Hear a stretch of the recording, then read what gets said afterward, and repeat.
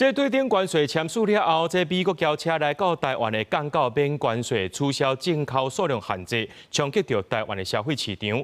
经济部长龚明鑫就表示讲，连日本的、韩国伊拢收袂掉啊。苹果讲这影响的产值大约是40亿，会拍拼来缩小一寡影响。咱那交通部是讲呢，未来美国进口车厂就要符合美国的 FMVSS 标准。咱来讲到这美国这个进口车已经免关税啊，介绍敢会落咧？即马这德国车呢，免路就大声讲啊，讲因有5种车型拍算要来调降。咱那特斯拉表示讲，目前是无规划。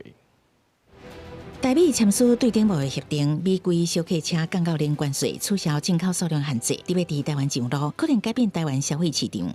经济部长龚明鑫表示，影响产值差不多40亿，会用30亿来协助产业，卖保留中小货车维持一定的关税，确保均衡论性。交通部表示，未来美规车进口由车厂确认符合美国 FMVSS 标准，检附符合性证明文件，经审验天数确认，同时也建立后市场检验机制。美国要求小客车可以出口零关税，不是只是针对台湾，事实上连日本跟韩国都没有办法守住，所以这他一定会要求。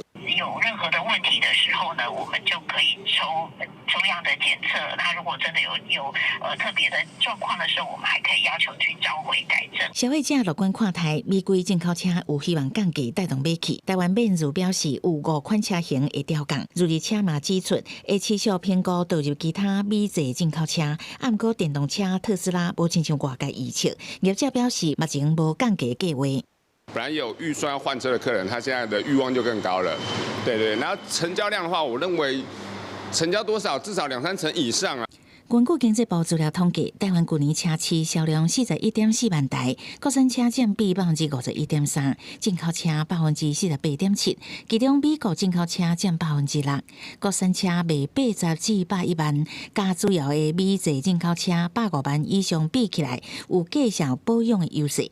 专家分析，短期内消费市场未有真大的变动，不过若是美制较俗的车入来，都可能影响消费者买车意愿。进口车现在很多车价已经压到100万出头，120万、130万的，就是说对国产车有没有很影响？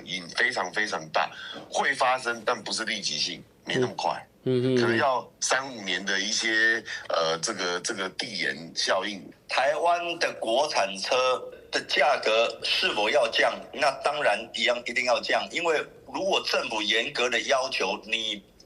一味的做人家的代工厂，而没有办法要求技术移转的话，那我们永远不会进步。国产车要甲危机变转机，除了政府要开30亿协助国内汽车产业转型，刘金川认为业者必须提升家己的实力，有竞争力才当销去国际。记者采访报道。